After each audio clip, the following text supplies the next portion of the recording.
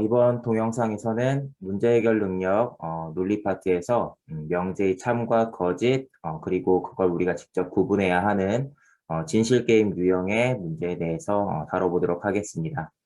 일단 여러분들이 문제 풀기에 앞서서 몇 가지 기본적으로 좀 알고 있어야 하는 개념들을 설명드릴 거고요. 그 다음엔 연습 문제를 통해서 같이 한번 문제풀이는 어떤 식으로 하는지 알아보도록 할게요.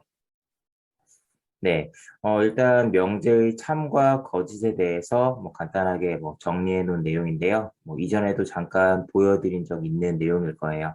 자, 참인 명제는 항상 옳은 명제를 말하고 거짓인 명제는 판례가 단 하나라도 존재하는 명제를 말해요. 그래서 우리는 어떤 명제가 참이다라고 하면 당연히 그 안에 나와 있는 내용이 전부 다 옳다라고 봐야 되는 거고, 어떤 명제가 거짓이라고 하면 그 여러 가지 이야기 중에서 적어도 하나는 거짓이다라고 이해를 하면 되겠죠. 아래에도 간단한 예시로 나와 있는데 조금 다른 예시로 설명을 드리면, 어떤 사람이 이제 두 가지 이야기를 했다고 해봐요. 그래서 두 가지 이야기를 했다. A 그리고 B야 라고 이렇게 두 가지의 이야기를 했을 때, 만약에 이 두 가지의 이야기가 거짓이라면, 자, 요거 부정하면 어떻게 되죠? not A 또는 not B가 되죠. 그러니까 A와 B라고 얘기한 말이 거짓이라고 했을 때 우리는 A가 틀렸거나 B가 틀렸다고 예상할 수 있죠.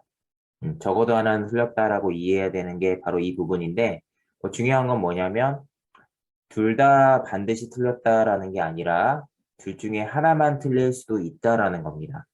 그 부분이 약간은 좀 헷갈릴 수도 있으니까 문제에서 특별한 조건이 나오지 않는 이상 두 가지 이상 얘기했을 때 그 말이 거짓이라고 하면 정확하게 어떤 말이 거짓인지는 우리가 파악할 수 없어요.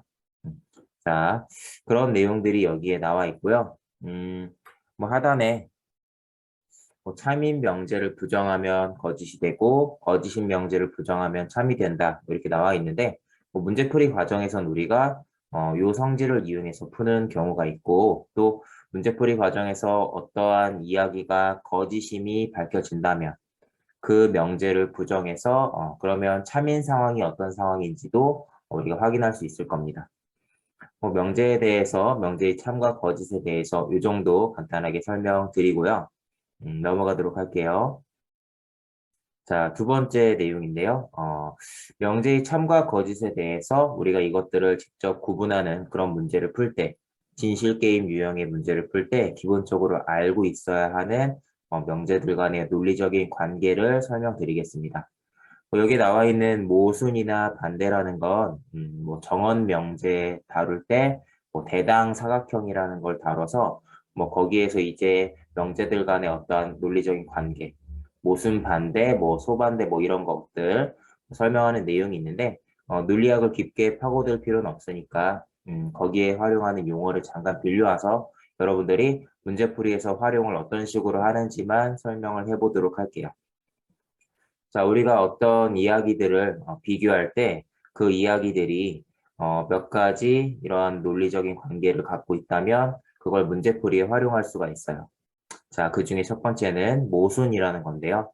여기도 나와 있지만 두 진술이 동시에 참일 수 없고 동시에 거짓일 수 없다라고 해놨죠. 그 말은 둘 중에 하나는 반드시 참, 둘 중에 하나는 반드시 거짓인, 정확하게 참과 거짓으로 이렇게 나뉘는 두 진술을 모순 관계라고 해요. 이 밑에도 몇 가지가 나와 있는데, 첫 번째 내용은 A 또는 B, 부정하면 not A 그리고 not B니까 이런 식으로 어떤 명제를 부정했을 때 나올 수 있는 그 결과, 이 두 개의 명제는 둘 중에 하나는 참이고 나머지 하나는 거짓일 테니까 둘 다 참이거나 둘 다 거짓일 수 없는 관계죠. 이런 애들이 대표적인 모순 관계인 애들이고요. 또한 바로 밑에 나와 있는 거. 저는 문제풀이에서 바로 밑에 나와 있는 지금 체크해드리는 이런 형태의 명제를 좋아하는데요. 이유는 방금 전에 살펴봤던 두 개의 명제가 모순이라는 건 우리가 내용을 읽어보고 내용상 완전히 정반대의 상황을 얘기하고 있구나라고 해서 모순이라고 이렇게 파악을 하는데, 여러 명의 진술 중에 지금처럼 누구의 말은 거짓이다라고 얘기하는 말이 나오면 사실은 지금과 같은 상황에서는 B가 정확하게 무슨 얘기를 했는지와 전혀 상관없이 A와 B의 진술이 하나는 반드시 참, 하나는 반드시 거짓이에요. 그래서 지금처럼 누구는 거짓말하고 있어요 라고 이렇게 직접적으로 얘기하는 명제가 나오면 내용을 신경 쓸 필요 없이 바로 모순관계임을 이용하면 되니까 문제풀이에선 조금 유용하게 활용할 수 있는 그런 진술이죠. 바로 밑에 있는 거 한번 볼까요? 반대관계라는 건 뭐 간단하게는 동시에 참일 수 없는 좀 그런 두 진술의 관계를 말하는데 얘네들은 동시에 거짓말일 수 있다라는 점이 다른 겁니다. 자, 밑에 나와 있는 명제 두 개처럼 자, 만약에 우리가 사탕을 숨길 수 있는 장소가 서랍장도 아니고 옷장도 아닌 제3의 장소가 있다면 지금 나와 있는 이 두 개의 명제는 사탕을 숨긴 곳이 한 곳이라면 하나가 참일 때 나머지 하나가 거짓이 되는 건 모순과 똑같지만 얘네들은 둘 다 거짓말이 될 수 있다라는 점에서 좀 차이가 있어요. 바로 밑에 나와 있는 명제의 예시도 마찬가지인데요. 바로 밑에 나와 있는 명제도 아까와 유사하죠? 자, 이렇게 B의 말은 거짓이다라는 말이 들어가면 당연히 A의 말이 참이면 B는 거짓말, B의 말이 참이면 A의 말이 거짓말이 되는데 경우에 따라서는 얘네가 둘 다 거짓말이 될 수 있습니다. 자, 이유는 사탕을 숨긴 곳이 서랍장이 아니면 B의 이야기가 당연히 거짓말이 되겠죠? 자, 그런데 A가 한 말 중에 뒤에 이야기한 부분, C가 사탕을 숨기는 걸 보았다라고 얘기한 부분도 틀릴 수 있기 때문에 경우에 따라서는 얘네는 둘 다 거짓말이 될 수 있어요. 자, 이 차이가 어떤 차이냐면 문제풀이하는 와중에 여러의 진술 중에서 거짓인 진술이 하나 있다라고 하면 사실 모순이냐 반대냐는 구분하는 게 큰 의미는 없지만 거짓말을 하는 사람이 2명 이상이다라고 나와 있을 때 모순 관계라면 모순 관계인 둘 중에 한 명이 어쨌든 거짓말하는 게 확실하다.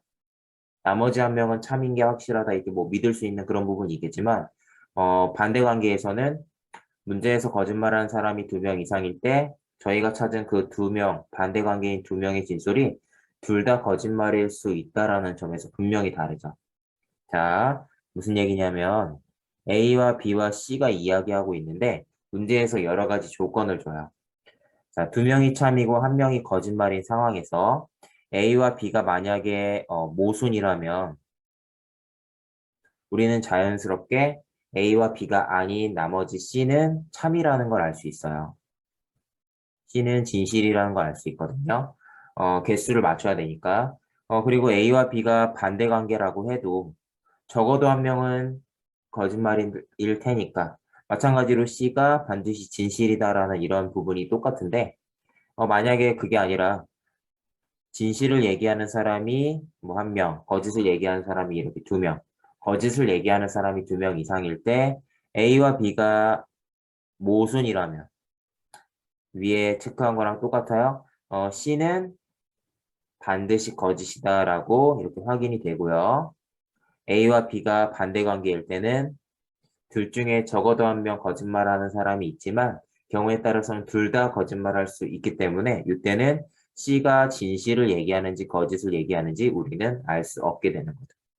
이런 차이가 모순과 반대, 그러니까 동시에 거짓이 될 수 있냐 없냐라는 걸 이렇게 구분하는 거에 의미가 있는 건데 채용 필기 시험 수준에서는 사실은 거짓말하는 사람이 뭐 1명만 나오거나 모순이냐 반대냐라는 걸 특별히 구분하지 않아도 풀 수 있는 문제가 뭐 많이 나와서 많은 분들이 그걸 제대로 구분하지 않고 풀어도 답을 찾는 데는 뭐 무리가 없지만 조금만 어렵게 나와도 여러분들이 이 부분 모순과 반대를 정확하게 구분하지 않으면 그것 때문에 문제풀이가 잘못될 수도 있기 때문에 여러분들이 이번 기회에 이 두 가지를 정확하게 구분하실 수 있으면 좋겠습니다.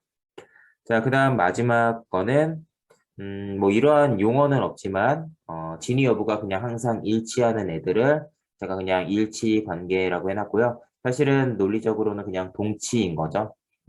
자, 그러니까 참과 거짓이 항상 일치하는 그런 진술들을 말하는데 뭐 내용상 동일한 내용을 얘기하거나 아니면 하단에 나와 있는 것처럼 누구의 말은 반드시 진실이다라는 이런 표현이 들어가 있어도 마찬가지로 일치관계로 볼 수 있어요. 뭐 동치라고 보면 되겠죠. 자, 그래서 얘네들을 일단 기본적으로 알고 있다라고 한 다음에 문제는 어떤 식으로 푸는지 한번 보도록 하겠습니다. 네, 진실게임 유형의 예제를 이제 풀어볼 건데요. 자, 볼게요. 자, 일단 이렇게 문제에서 어떠한 상황인지 설명하는 내용이 나오게 되고요. 그 다음에 거짓말하는 사람이 몇 명인지, 진실을 얘기하는 사람 몇 명인지 이런 힌트를 줄 때가 있어요. 요 힌트는 뭐 안 줄 때도 있으니까 구분하셔야 되고요. 그리고 이렇게 여러 명의 진술이 나오거든요. 기본적으로 우리가 이런 문제를 풀 때 생각해야 되는 것들이 지금 딱 이렇게 세 가지예요. 첫 번째는 내가 확인해야 하는 이 상황이 단순한 상황인지 아니면 좀 복잡한 상황인지. 단순한 상황이라는 거는 A, B, C, D 중에 뭐 범인 찾기 문제처럼 한 명, 범인이 누군지 한 명을 이렇게 딱 골라내는 문제처럼 우리가 몇 가지 상황만 가정해서 체크할 수 있는 뭐 그런 문제를 상황이 단순한 문제라고 하는 거고요. 얘네들은 네명이네개의 지역에서 근무하는데 누가 어디에서 근무하는지를 다 이렇게 1대1로 매칭을 시켜야 되죠. 그렇기 때문에 상황만 놓고 보면은 4 팩토리얼 개수만큼의 상황이 있는 거죠. 상황이 조금 다양하단 말이에요. 그러니까 그런 경우에는 조금 복잡하다라고 이렇게 좀 보실 수 있어요. 그 다음에 문제에서 참거짓 개수에 대해서 알려주는 이 조건, 참거짓 개수가 몇 개가 되냐, 그리고 그러한 정보를 알려주냐, 그렇지 않냐에 따라서 문제풀이 방향이 또 달라지고, 또 진술이 이렇게 나와 있을 때 이 진술이 경우에 따라서 뭐 가업 명제가 나올 수도 있고 선언 명제가 나올 수도 있는데 어떤 종류의 명제가 나오냐 아니면 뭐 일반적으로 그냥 이렇게 지금 이 나와 있는 문제처럼 이렇게 나와 있냐 뭐 이런 거에 따라서도 문제풀이 방법이 달라지곤 합니다. 자, 우선 일반적인 문제에 대해서 설명을 이어가자면 기본적으로 4명 중에 3명은 진실, 한 명이 거짓말이기 때문에 그 거짓말하는 사람 한 명이 누구 중에 있을지, 어디에 포함될지 그 범위를 설정한다 생각하시면 좋아요. 그래서 우리는 앞서 살펴본 것처럼 모순, 반대, 뭐 또는 일치, 동치죠. 이러한 진술들 간의 어떠한 관계를 찾아볼 수 있으면 좋겠고, 일반적으로는 모순이냐 반대냐라는 것이 눈에 잘 띄고 자주 등장하게 됩니다. 자, 여기에서도 여러분들이 말이 안 맞는 부분을 찾아서 이제 문제풀이를 하게 되는데, 일반적으로 누구와 누구의 이야기가 말이 서로 맞지 않다라면 뭔가 똑같은 대상에 대해서 서로 다르게 얘기를 해야겠죠.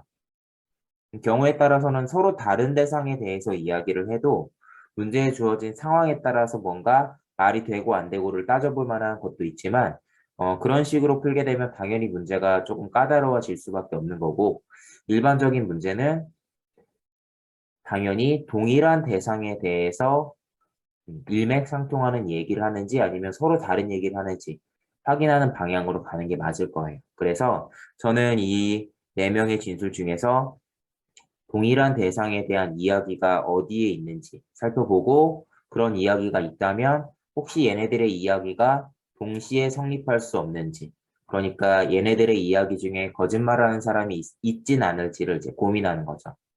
자, 그래서 이 문제에서는 제가 D에 대해서 얘기하는 요 부분을 봐요.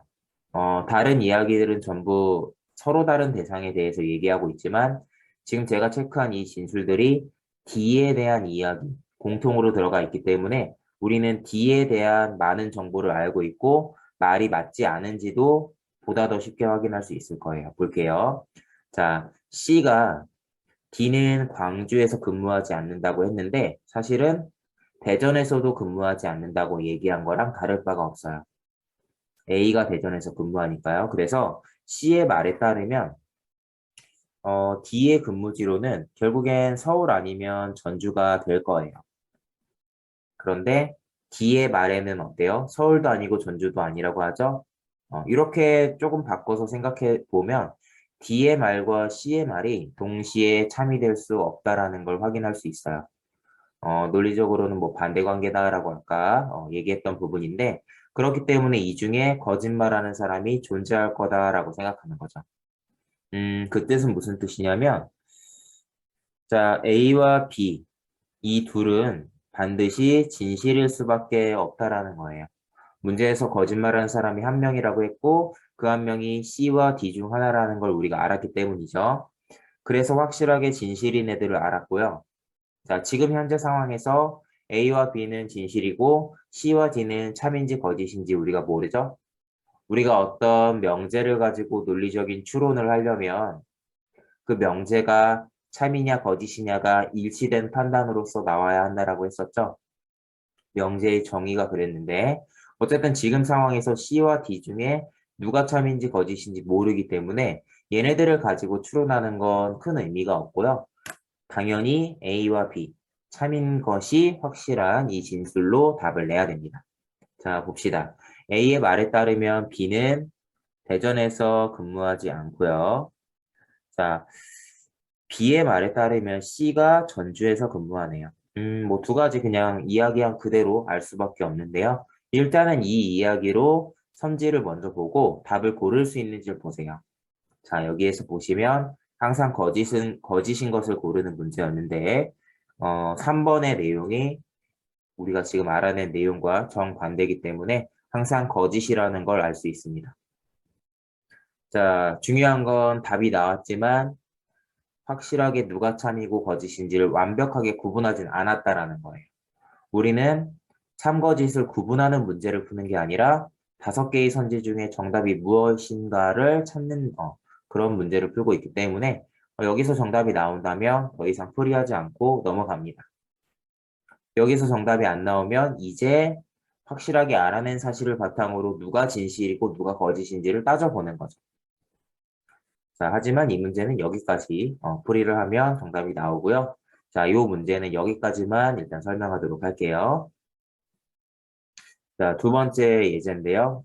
이 문제도 마찬가지로 여러분들 먼저 한번 풀어보시고 제 설명을 들으시면 더 좋을 것 같습니다. 자, 저는 바로 한번 해설해 볼게요. 자, 문제에 어떤 상황이 나와 있고 진술은 어떤 형태고 또한 참과 거짓의 개수에 대한 정보가 어디에 있는지 빠르게 한번 훑어보세요. 자, 4개의 강좌가 있고 5명 중에 4명이 하나씩 강좌를 맡는다고 합니다. 그러면 아마 한 명은 어떠한 강좌도 맞지 않겠죠? 자, 그 다음에 마지막에 한 명만 거짓이라는 정보가 또 나와 있네요. 자, 보도록 할게요. 자, 일단 제가 이 문제풀이에서 가장 먼저 눈에 띄는 걸 골라보라고 하면은 2의 진술이 제일 먼저 눈에 띄어요. 습관적으로 이렇게 진실게임 문제에서는 누가 진실이야, 누가 거짓이야 라고 얘기하는 그런 부분에 초점을 맞추는 게 좋거든요. 자, 그래서 이 부분을 봤다면 B와 E의 진술이 서로 모순이라는 걸 알 수 있고 그러면 이걸로부터 우리는 뭐 얘네 중에 거짓말하는 사람이 있을 테니까 A와 C와 D가 반드시 진실이라는 걸 확인할 수 있죠. 뭐 다른 방향으로 가도 좋아요. 자, 다른 방향으로 간다 그러면 뭐 이런 부분이 있겠죠? D의 말은 참이다라는 요 진술을 통해서 여러분들 D의 말에 참이면 D가 거짓말이면 B도 같이 거짓말이 되거든요. 근데 문제에서 거짓말하는 사람 한 명이라고 했으니까 요 부분에서 D가 반드시 진실이라는 것도 알아낼 수 있고요. 또 다른 측면으로 보면 제가 일반적으로는 동일한 대상에 대한 이야기를 보는 게 좋다 그랬죠. 동일한 대상에 대해서 얘기하고 있는 C에 대해서 얘기하고 있는 A와 B의 이야기가 서로 다르다는 점에서 얘네들이 논리적으로 반대 관계고 그럼 자연스럽게 C, D, E 요 세 사람이 진실이라는 거 알 수 있어요. 그러니까 우리는 뭐가 됐든 진술들 간의 논리적인 관계를 알 수 있는 게 있다면 걔네들을 활용해서 문제에 주어진 참과 거짓 개수에 대한 조건을 최대한 활용해서 확실한 정보가 무엇인지 알고 이제 그걸 가지고 이제 추론을 하게 되는 거죠. 그래서 결과적으로는 우리가 지금과 같이 여러 가지를 다 확인할 수 있었다면 결과적으로는 B가 거짓말이라는 걸 알 수 있어요. B가 거짓이고 나머지가 전부 다 진실이라는 걸 알 수 있는데요. 정답은 A의 이야기가 진실이라는 것에서 3번 선택지가 정답이라는 거 알 수 있는 문제였습니다. 네, 자, 이어서 세 번째 예제 한번 풀어보겠습니다. 이번에는 앞서 풀어본 유형과 조금 다른 문제에 주어진 상황이 단순하게 나와 있는 문제인데요. 이 문제는 어떤 방식으로 푸는지 한번 보여드리도록 할게요. 일단 상황이 단순하다라는 건 뭐냐면 문제에 주어진 상황 자체가 복합적으로 얽혀 있는 게 아니라 지금 이 문제처럼 5명 중에 단 한 명이 복권에 당첨되었고 그 한 명을 골라내면 되는 거죠. 그러니까 뭐 선지도 조금 단순하게 나와 있는데 A가 당첨되었거나 B가 당첨되었거나 C가 D, E 누가 당첨되었는지만 구분하면 되는 상황인 거예요. 자, 그러면 뭐 이런 경우에 어떤 식으로 푸냐?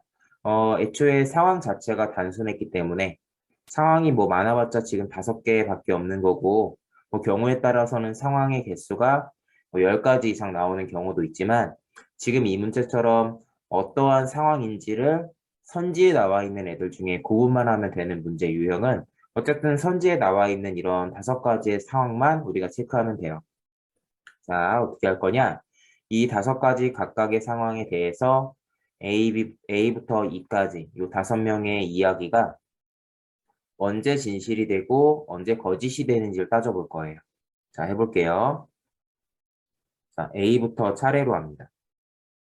가로로 체크하는 건데요. A가 나는 복권에 당첨되지 않았다라고 했죠? 그러면 A의 말에 따르면 실제 A가 복권에 당첨된 선지 1번의 상황일 때만 이 말이 거짓말이 되고 다른 사람들이 당첨됐을 때는 A의 이야기가 진실이 되는 거예요. 그래서 뭐 단순하게 뭐 OX로 표시를 하자면 이렇게 2번부터 5번까지 해서 동그라미가 들어가는 거죠. 자, B도 한번 해볼게요. 자, B는 복권에 당첨된 사람이 C 또는 E라고 했으니까 뭐 같은 방식에 의해서 C와 E 이름 밑에 동그라미를 넣으면 되고 뭐 다른 사람이 당첨되는 경우에는 거짓말이라고 판단할 수 있겠죠. 자, 마저 체크를 빠르게 해보겠습니다. C는 자, B만 아니면 되니까 나머지의 동그라미. A와 같은 패턴이죠. 그리고 D는 자, D는 B와 같은 패턴이에요. A와 D, 2명 밑에만 동그라미 치면 되고요. 자, 마지막, E는 자기 자신도 아니고 C도 아니라고 하니까 나머지 사람일 때, 이렇게. 동그라미가 체크가 되죠. 자, 이렇게 체크하고 나서는 뭘 보는 거냐면, 문제에서 하나의 진술이 거짓이라고 했거든요. 그렇기 때문에 한 명의 진술만 거짓이 나오는 상황을 찾으면 돼요. 자, 한 명의 진술만 거짓이 되는 상황이 언제죠? 바로 4번일 때예요. 세로로 봤을 때 여러분들 보시면 거짓이 하나고 진실이 4개인 상황이 지금 선지 4번밖에 없죠? 그렇기 때문에 4번이 단순하게 답이다 이렇게 고르시면 됩니다. 자, 그럼 결국 우리가 이렇게 풀 수 있으려면 문제가 어떻게 나와야겠어요? 상황 자체가 단순해야 하고 문제에서 결국엔 몇 명이 참인지 거짓인지 알려주는 이런 조건이 또 있어야 될 테고 그 다음에 진술들 역시 간단하게 나와 있어 우리가 이런 것들의 OX를 마찬가지로 간단하게 정리할 수 있어야 할 겁니다. 그래서 사실 요 유형 그리고 요 문제풀이는 약간은 특수한 경우라고 할 수도 있는데요. 그럼에도 불구하고 실제 시험에 많이 나오는 패턴의 문제이기 때문에 마찬가지로 시험 문제풀이 할 때 자주 활용할 수 있는 풀이 방법이에요.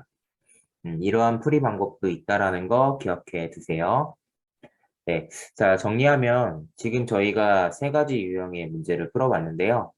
앞서 풀었던 2가지 유형은 진술들 간의 어떤 논리적인 관계를 찾아가면서 푸는 거였고, 지금 푼 문제는 그냥 상황에 따라서 뭐 대입으로 풀었다라고 봐도 좋은데, 이 문제들이 가장 기본적인 형태였고, 사실은 진실게임 유형은 어떤 상황이냐, 어떤 조건이 있냐, 그리고 어떠한 형태의 진술이 나와 있냐, 선지에는 또 어떤 내용이 나와 있냐에 따라서 뭐 풀이 방법이 많이 달라질 수 있는 유형이에요.